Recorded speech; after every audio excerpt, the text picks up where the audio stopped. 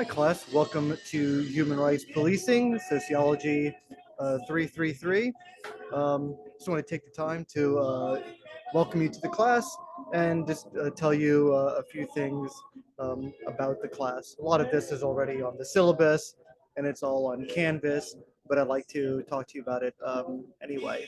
And so, our class goals, um, basically, I'm going to put a PowerPoint up on Canvas so you can check out this lecture and introduction on Canvas as well. But our class goals is to understand the meaning of human rights today. And it's very interesting that really the concept of human rights is relatively new in our society. It really wasn't articulated until 1949 with the United Nations Declaration of Human Rights. And that was really the first time that human beings in the aftermath of World War II began thinking about what human rights really means in our society. And even though this concept of human rights has been articulated, it really hasn't been applied in any real or meaningful way in any aspect of our society. You look at, no universal health care. We have constant forever wars that simply exist for corporate profit. We have a criminal justice system here in the United States, where we're the largest penal colony in the world. We have what some scholars refer to as an animal holocaust every single day with the meat and dairy industry. Um, we have environmental destruction and corporate uh, plunder of the entire planet. We live in a world where exploitation is quite common, poverty increases. In short, there really is no real practice of human rights in our society today. And so we really then want to take a more critical look in this class on what exactly is human rights and who should human rights extend to. And so, one of the arguments that I make in this class and in the book that you will read in this class, Human Rights Policing, is that perhaps we can make human rights a reality in our society for the very first time.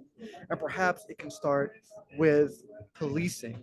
And so that's why I asked that we could perhaps reimagine policing in the 21st century. And believe it or not, the community engaged research projects that I'll talk about a little bit that you'll be doing in this class might go a long way in answering that question.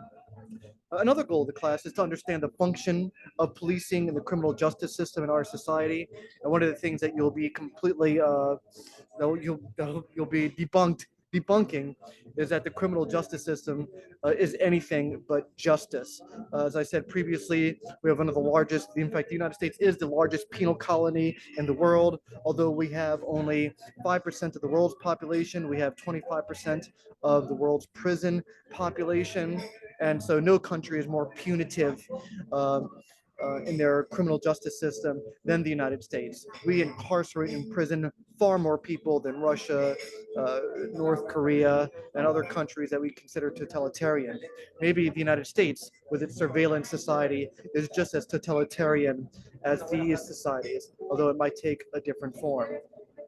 But of course, we've all believed that the function of policing in our society is to protect and serve the community.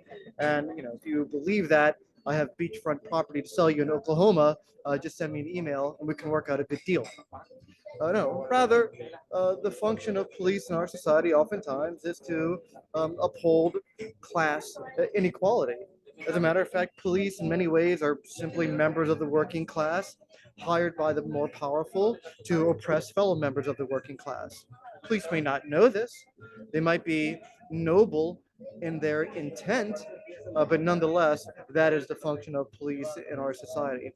But I must warn, it's very important not to collapse the institution to the individual, meaning while an institution might be evil, like the criminal justice system or the prison industrial complex or the military industrial complex, or maybe even a system of law enforcement, it doesn't mean that all people that belong to those institutions are as evil or equally as evil. And so it's important to know that when we critique policing and the criminal justice system, we're not attacking or critiquing individual police officers. The third goal of this class is to conduct a community engagement project. And so one of the things that you will be doing is you will conduct a community engaged research project looking for a community organization or community members to interview throughout the semester on their perspective of what human rights policing would look like in their community. As a matter of fact, in the introduction module, I have a list of community organizations that you can use. Of course, you can follow or use, find your own community organization or community members that you think are most important to understand what human rights policing might look like from their perspective. It's important also, I believe, to look at community organizations that have been skeptical or have reasons to be skeptical of policing. Um, if you look at the ruling class, they don't really have much problems with policing because cops do their dirty work. And so you want to look at communities where people are impacted most by current police practices. And finally, we want to be able to apply, the fourth goal of this class is to apply human rights to policing and the criminal justice system.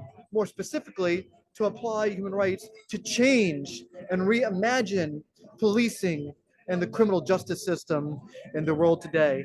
And what you find in your research projects can go a long way in writing social policy that can inform the local police here in La Crosse or the state of Wisconsin and beyond. And we can even use these policy reports to hopefully impart change in the world. Um, okay, and so in the beginning of this class, we're going to talk about the nature and the meaning of human rights. We're going to talk about what we mean by applying human rights to policing. That's going to be in some of the first chapters that you read. Um, and when you read the syllabus and look over the material on Canvas, you'll get more information on what your community engaged research projects are supposed to be on. Again, interviewing community organizations and or community members on their perspective of what human rights policing should look like from within their own community. And also, we're going to impart, or we're going to talk about what is this thing called the sociological imagination. And I'm not too concerned with sociology as a discipline. I think far more fruitful is for all of us, whether we're psychologists or sociologists or criminologists or anthropologists or political scientists or cultural theorists or whatever our respective disciplines might be, that all of us employ this sociological imagination, which is the true imagination of any intellectual and thoughtful person in the world today, and to apply, to use that sociological imagination to improve policing and the criminal justice system in the world. And so some of the questions that we'll be asking this class is, what is the function of police in society? What are human rights and who do they apply to? Do they apply to all humans, no matter what? Of course, one of the arguments will be made that human beings and all human beings, regardless of what they say or what they do, always possess their human rights, and no matter what, it cannot be taken away from them. However, people can prevent others from enjoying their human rights. And of course, the other philosophical questions are, do human rights also apply to non-human animals? After all, humans are just animals like any other animal, nothing special really. And so who should human rights apply to? What types of people? Only human people? Or what about non-human people? Further, is there a contradiction between policing and human rights? And of course, easy answer, of course there is. Human beings or police officers prevent human beings from enjoying their human rights every day. Maybe they do it for good reason, maybe not. But these are the types of questions we will be exploring throughout the semester. Then we'll also talk about, is there a problem with police and policing today? If you look at some people on one side of the political spectrum, they would say, no, not really. There might be a few quote unquote bad apples, but Not really. And other people would say that yes, if you look at policing today, they've become heavily militarized. They're more like an invading, occupying army, descending into zones of American apartheid, terrorizing black and brown communities around the world today. Um, and other people would argue that, well, basically, the sickness that exists within policing and our institutions of law enforcement today are a mere symptom of a larger sick and diseased society that we have. And in order to fix policing, we must actually create large scale, radical social transformation of the very institutions that decide our material circumstances in life. And of course, we'll ask other questions, for example, of what do we mean by abolishing police or defunding police? What do we mean by abolishing the prison industrial complex? Should we abolish prisons in the United States today? And certainly there's a lot of advocates today for abolishing the criminal justice system in the United States today. Throw the baby out with the proverbial bathwater. And of course, what problems do police solve in society? And one of the things that we will quickly learn is that police are entirely impotent in solving the problem of crime today, because crime is a problem that exists at a structural level, within fundamental structural contradictions that exist within our institutions. And so police cannot, will not, and will never be able to keep you safe or solve the problems of crime, despite what anyone in the world will ever tell you. So one of the activities that we'll do the first week of class, we're going to talk about some current true and false or controversial debates, and that'll be one of our first discussion boards. And so I think you'll enjoy that. Okay, and so one of the things that I invite you to do at the very beginning of class is to review the United Nations Declaration of Human Rights. I have that right there on Canvas for you. It's really a fascinating document anyway, so look at all the different human rights that are supposed to be ours by virtue of our being human beings. Probably one of the most radical documents ever written in human history, and is by far more progressive than anything the United States government has ever written, including the Bill of Rights or the Constitution, which really was a constitution written for the bourgeois elite to oppress and hold down the American people. And so check out that United Nations Declaration of Human Rights. And so let me go over some of the syllabus with you. Find my syllabus here. Here we go. Okay, so of course, this is our online class. I'll have office hours, and I encourage you to visit me during office hours. Always best to send me an email, because oftentimes I meet students out of my office during my office hours, like at the Murphy Library coffee shop and other places. So don't assume that I'll be in my office. Instead, send me an email. Very important. Send me an email to confirm any appointment with me during office hours. And if you want to meet me at a mutually convenient time outside of my office hours, just send an email. So again, email is the best and primary way to contact me. Okay. So I have my course description that's written on the syllabus, so check that out. I took the time to write that course description on my own. Some bureaucrat didn't write it. It was me. So there you go. Then you have the course objectives, your required books. It's a book I wrote with my father, just published with Routledge Press, and it's called Human Rights Policing, Reimagining Law Enforcement in the 21st Century. And so we will be focusing primarily on this book the first few weeks of class, and I've made sure to write it in a very accessible way. And so I hope you enjoy that book. Make sure you read, follow along the course schedule, all the different chapters. And although we're not going to be focusing too much on this book, we also have Jack Donnelly's Human Rights in Theory and Practice with Cornell University Press. And we have recommended books, Alex Vital, The End of Policing, Verso Books. It's a pretty good book as well. I've reviewed it before. And Sir Mills is The Sociological Imagination, still one of the best books ever written in sociology. That's not just for sociologists, but for any intellectual, for any thinker, and for anybody in the humanities or the liberal arts. Okay, talk about outside readings. All outside readings that you have, everything is posted on Canvas. Make sure you always check your email. Oftentimes I'll post your emails onto announcements as well, but check your emails, check out announcements on Canvas. Always important to keep up with everything. And all the videos, make sure the videos that I post, you watch them all. Very important. As far as late assignments, I have due dates on the syllabus, so follow that schedule very closely on the syllabus. I also have the due dates on Canvas. Unless mutually agreed upon prior to the end or prior to the due date of the assignment, all late assignments, whether it's exams, essays, discussion posts, whatever, they're not graded after the due date. So if you're going to be late with any assignment, if you're having any trouble, let me know well beforehand. As I said, all late assignments will not be graded after the due date.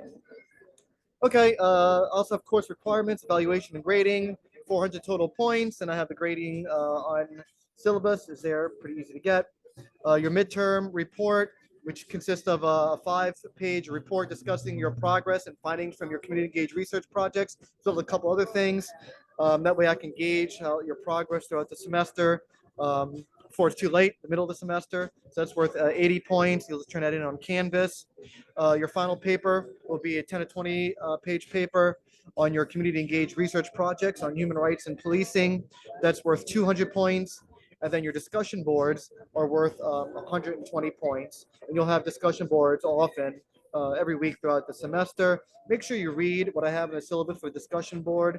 But students participate in weekly discussion boards of 3 postings minimum for each week.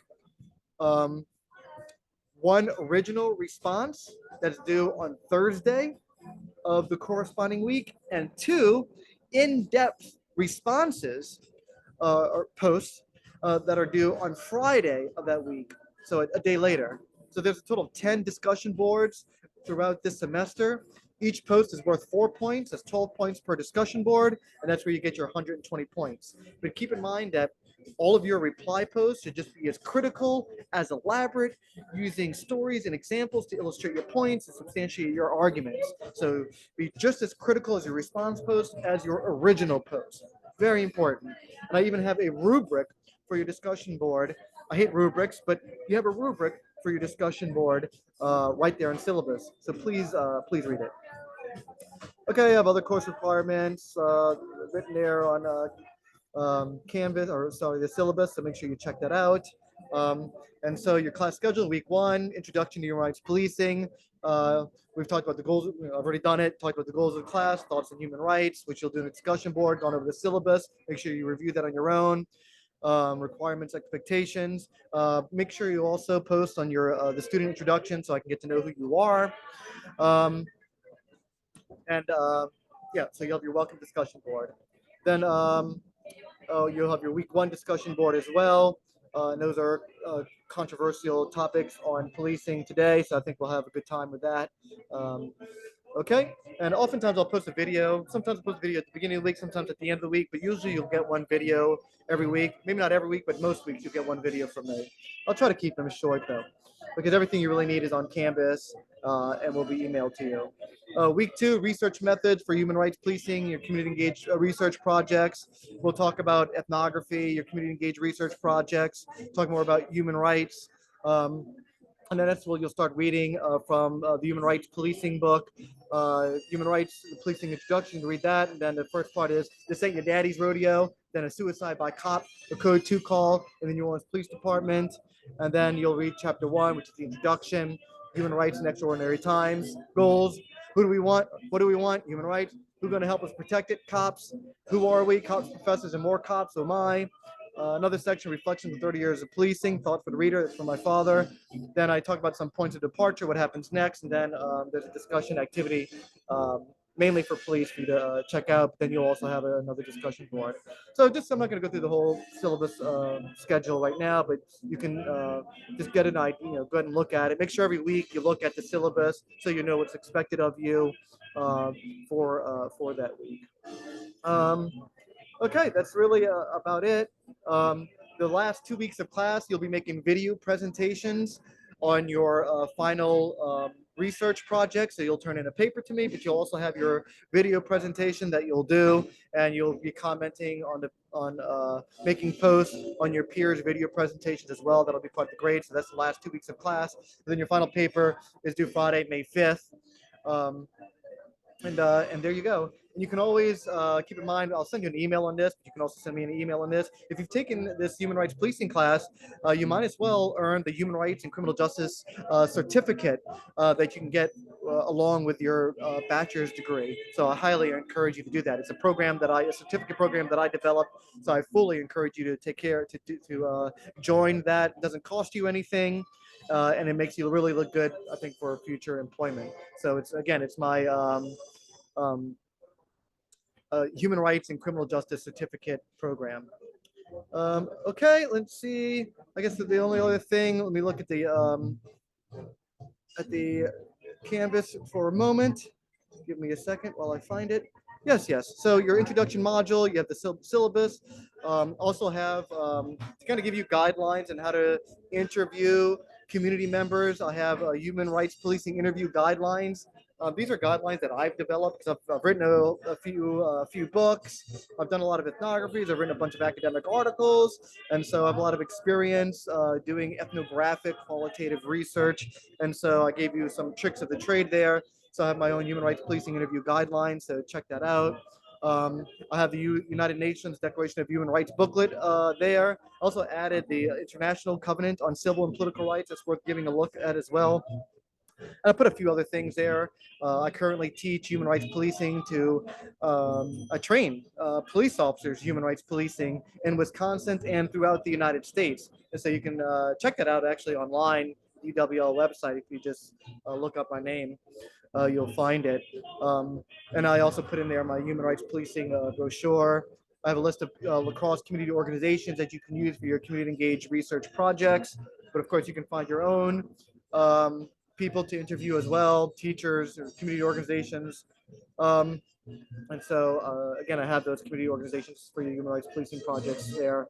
Then you have your introduction discussion board, then your week one module, introduction to human rights policing. I have an introduction there that introduces the weeks. Every week I'll have a written introduction for you. And then oftentimes I'll post a little lecture, I'll have a little PowerPoint. Sometimes I might write out the lecture. It all depends, but a lot of times I'll try to make a video. And then you have your discussion board week one that's due January 27th. That's the reply post is due January 27th. The original post is due January 26th. So again, just follow along that syllabus and make sure you read every week's introduction. Other than that, I think that really about covers it. Again, welcome to class. Happy to have you aboard. Feel free to email for anything that you need. But really, if you just stick with the syllabus and pay attention to Canvas, I think you'll see that everything is pretty well structured and organized. And again, happy to have you. And okay, you take care. Onward and forward, and look forward to seeing you on our online discussion boards.